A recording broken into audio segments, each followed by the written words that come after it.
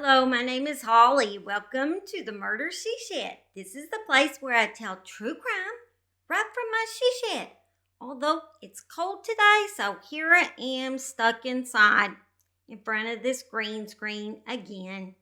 We should warm up. I'm sick of not being in my she shed. And it is Wacky World Wednesday. So we're going to discuss some true crime that is truly whack. So grab a snack and then come on back. And don't give me any smack for my rhymes that really don't have any tack. Now, if you're still around after that horrible rhyme, let's start our story of true crime. Well, like I said, it's Wacky World Wednesday, and this is definitely a strange case. It may be the strangest of it tops the bucket list of strange, let's say. So we will start with a warning because this case has a little of anything you can imagine awful it has in it. So if you're thinking of checking out of this one, make sure you hit the like and subscribe button before you do. And even if you're staying, go ahead and hit it so you don't forget, so you can be notified of any of my new cases, okay? And the ones that were brave enough to stick around, let's get this show on the road. Estella Mae Sexton was a quiet girl who was named after her mom. She's the oldest child in a family of 12 children. Her parents had nicknamed her Pixie. While in high school, a boy named Joel Good decided to ask her to prom. One of Joe's friends told him that Pixie had a child already and that her family was possibly in a cult. Joe didn't mind Pixie having a baby and just shrugged off the cult rumor. I'm sorry, the cult rumor, I couldn't shrug that one off. That would turn me off.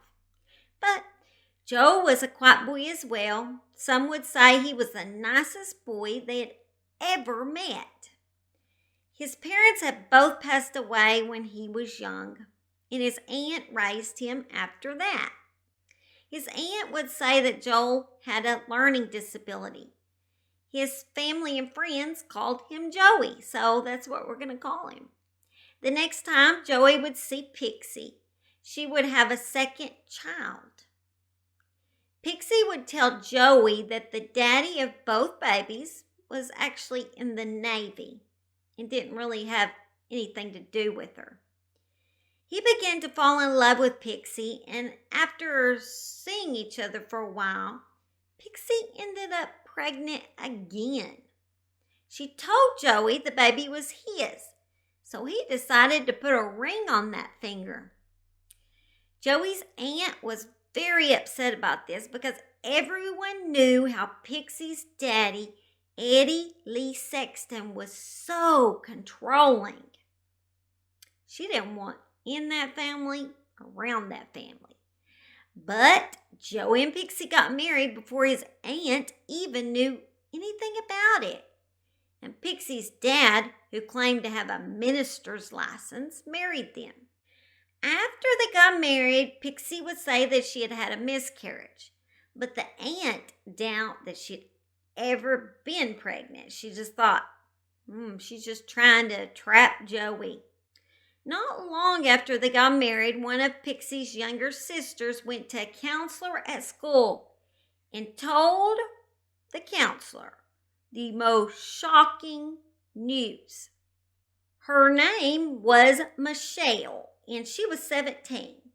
And she had told the counselor that she believed that she was pregnant and that the father of the baby was her very own dad, Eddie Lee. Not kidding. Michelle would say that her father tried to rape her when she was 12, but he wasn't able to because she was such a small-built girl. Then just a few days before she came to the counselor, he took her out for a ride in his van. It was a big treat to get to ride in her dad's car because They never went anywhere besides home and school. And some of the other girls got to go in his van occasionally and they'd go get candy bars. So she thought it would be a lot of fun. And he said he wanted to discuss her future. And she's so excited about college. She thought this would be a great trip. As it was getting dark, her father pulled into an isolated parking lot behind a store. And he then forced her into the back of the van and raped her. He then threatened her if she had told anybody, he would kill her. She also said that her two older sisters, both of them, had babies with her dad too. She was sent to live with her dad's brother Otis at this point, and she, thank God, ended up not being pregnant. DHS questioned the other children in the house. They had all denied what Michelle was saying. While the other children under 17 were at school, DHS did end up taking them to their Uncle Otis' house, even though they didn't admit to it. And he said that he had daughters that could take them in for a bit, as well as he could take in a few of them because there was so many of them. Some of the children began to talk after they were taken out of the home. They said some nights they were all made to dance for hours in front of their dad while he sat back and drank and had cigarettes.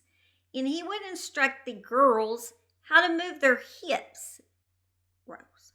Some of the smaller children had even walked in at times when their dad was raping their older sisters. They would describe if they were under 16, you would get the belt or the switch, and you would have to take all your clothes off and bend over in front of the bed to get the switch. And over 16, you would just get the fist. And their mom, Estella, who was called May, would beat them as well. Then Michelle would say one time when she went down into the basement to do laundry, her brother and dad were down there. And she had seen something that would look like a dead body. And he had threatened her she better not tell anybody or that was going to happen to her. She also said that her dad would rape her brothers as well. Two of the youngest kids would say one of their older brothers raped them as well. Horrible family. Eddie Lee and May began to set up a plan to get their children back. May started sneaking behind DHS's back and talking to Michelle. And she was telling Michelle that, your dad and we're getting divorced and he's not going to be in this house anymore. And I miss you so much. I wish you and the kids would come back. Wah, all of that. Michelle said she really missed her mom too. And guess what? She ended up going back home. DHS learned that the dad was no longer living in the house, so they actually let a few of the boys, the oldest boys, come back home as well. Joey showed up at his aunt's with 2 black eyes and his cheeks and jaw swelled and saying Pixie had kicked him out of the house because her family could get along better without him. And she was left in the house because she was above 18. So the children that were above 18, they did not take away. But I don't understand. She had children by her dad. I don't know why they didn't take them away at that time. They were going to come back and do it, but they didn't when they took the older children. So I don't know. His aunt was helping him pay for a divorce at this point when he decided to go meet with Pixie so they could have a talk. He thought they might, make back up. Although his aunt begged him not to. She begged him not to. She did not want him to get back with her. Eddie Lee had been temporarily living in a woman's house whose name was Augusta Townsend. Because, he couldn't be living with his wife because of the children. They wanted to get them all back. So this woman named Augusta was nice enough to let him rent her house out. But she said she didn't let them live there very long because too many freaky things were happening in her house. She would say his daughter Pixie would often come to see her father, and she said they didn't act like a normal father and daughter. And Pixie would be wearing some skimpy clothes. I cannot say exactly what she said because YouTube would kick me off. It was pretty bad stuff. This whole story is pretty bad, so I've calmed it all down for YouTube. Not only was Pixie wearing these short cutoffs, she said basically everything was hanging out of them. She also witnessed the mom sexually abusing one of her sons while another son watched. I know this is gross. She also witnessed some of the brothers beat Joey up while Pixie was watching, and she encouraged it. She didn't even do anything. Pixie ended up pregnant again and claimed Joey was the father. So Pixie and Joey basically got back together again. So after she had the baby, Pixie and Joey came over to show his aunt the new baby. His aunt believed he actually was the father because she said the baby looked just like Joey. The aunt didn't know it at the time, but this would be the last time she'd ever see Joey or the baby. After getting most of their children and grandchildren back, Eddie Lee got all of them together and took off to Oklahoma. He just started running from state to state so that his children couldn't be taken away again, and Joey went with them. Pixie by this time was completely in love with her dad, and not in a daughter way either. Although all the girls basically were getting raped, for some reason Pixie thought his stuff didn't stink. Pixie started complaining that Joey was getting on her nerves. She was tired of him. And her dad was feeling the same way, actually. DHS had put out a protective service alert that had went out to police departments in all nearby states for them to be on the lookout for Eddie Lee and his family. Eddie Lee had all of his children back except for like the 3 youngest. And so he actually tried to steal the rest of his children back from the foster homes. He was only able to grab one. He seen one of his sons named Matthew out on the street, and so his other son got him in the car, picked him up, and took him back to his dad. The other 2 he was not able to grab away from the foster home. And I'm glad he didn't grab little Luna because she was so messed up from what her family did to her. She would lay in bed, scream, have nightmares. I mean, he had started raping her at a very young age, maybe the youngest of them. And she was just terrified. Even one of her brothers was raping her. She was just terrified they would come get her and she would go back because she actually loved where they placed her in her foster home. And it was just horrible that she was so scared. So Eddie Lee and his family continued to jump from state to state, and they'd stay in these cheap little trailer places. Pixie had started encouraging her brothers to beat and torture Joey. And she even had her own kids join in on the torture. Most of the torture, I cannot say exactly what they did. But one thing involved a broom, and his brother did it to him. They would burn him. They actually, I can't really say the other one, but it involved a hose and Tabasco sauce in a bad area. It was horrible, horrible tortures that Pixie was encouraged. She wanted them to torture poor Joey like this. And as his aunt said, he had learning disabilities. He was a little slow, and so he didn't put much of a fight up because he was scared too. He was scared of all of them, and I can't really blame him. They They were evil, evil people. Not only that, Eddie Lee had this weird religion. I don't even know if you call it a religion. He had this just weird beliefs about these future people that I think he called it future, what did he call them? Future tons? I can't remember.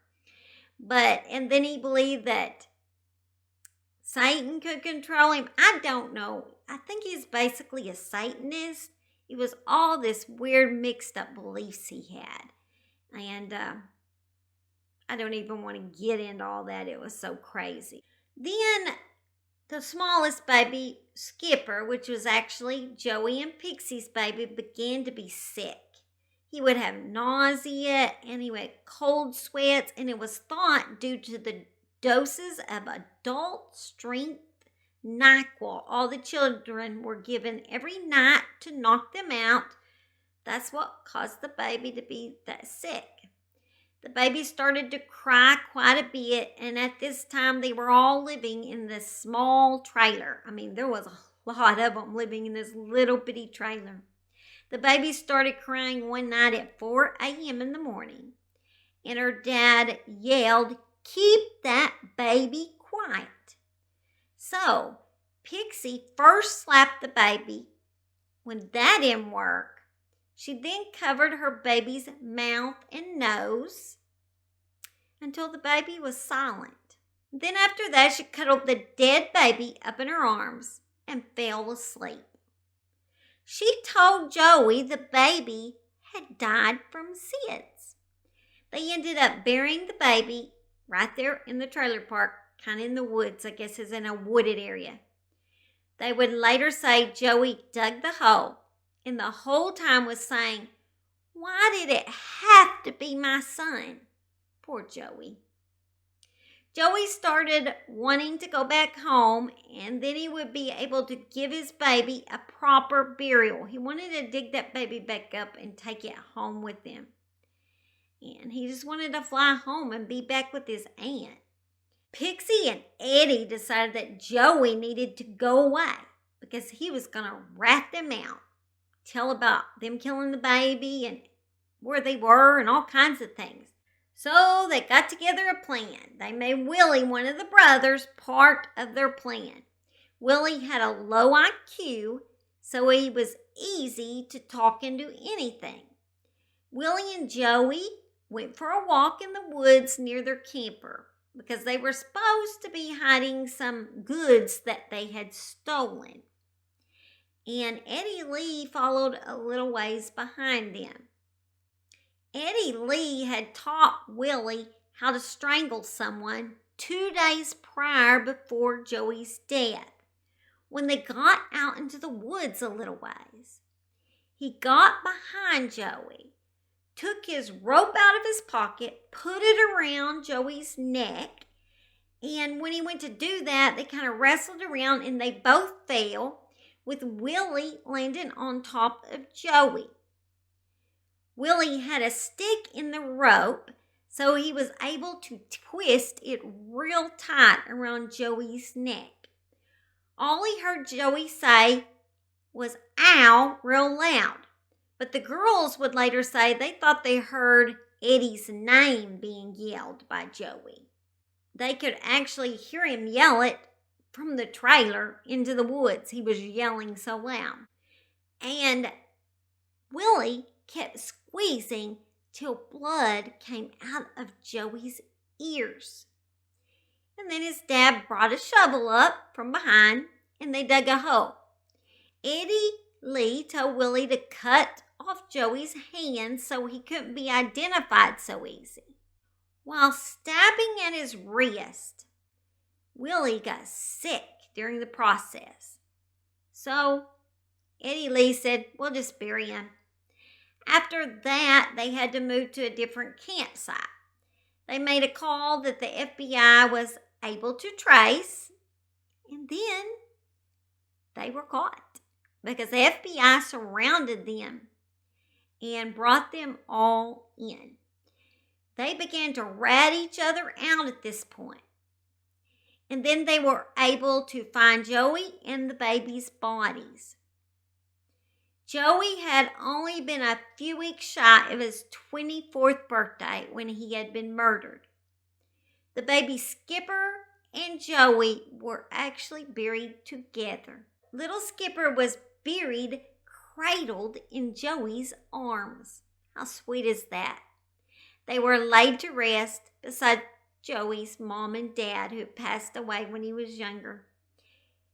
Eddie Lee was given the death sentence November 2nd, 1994. Pixie was given a 6-year sentence for her part in killing her son. While Pixie's brother decided it was best to plead guilty to his second-degree murder charges, Willie received a sentence of 25 years. I guess they thought he had a learning disability and that they thought the father was most at fault in this. While Estella May, the mom, received a 2-year prison sentence for her part in sexually abusing the youngest, Lena. However, Estella May also had a second trial. In this trial, she was charged with over a dozen abuse charges, and she was given life in prison. She should have been, because she was as terrible as him. In 1997, Eddie appealed his case. His appeal was able to overturn his conviction and granted him a new trial. However, even with this new trial, he was still, without a doubt, found guilty and given the death penalty all over again. Eddie was given the death penalty for the second time on November 18, 1998. However, Eddie died from natural causes in prison, and May, the mom, died from natural causes at age 70 in prison. And I'm not sure what happened to the others, but Pixie's out there in the world somewhere. Who knows what all them kids are doing now? They really were messed up by their parents. It's a horrible, horrible case. I told you guys it's horrible. To have parents that were that evil, I just can't imagine it. All right, guys, I am going to tell you goodbye, and I'm so glad you can last through this horrible, horrible, depressing case, and I hope you will come see me next time. Actually, I'm going to be at my mom's on Sunday, so there may not be a Suspense She Shed Sunday this week because my mom lives out in the boonies and has no internet. I know, right? Some people don't, I guess. There's a world that people don't. So, I will see y'all. Maybe it might be Wacky World Wednesday. If I can possibly do anything before then, I will. But I will catch y'all later then. I love y'all, and I thank you for always supporting me, always being kind to me. You are the best subscribers in all the world. All right, bye.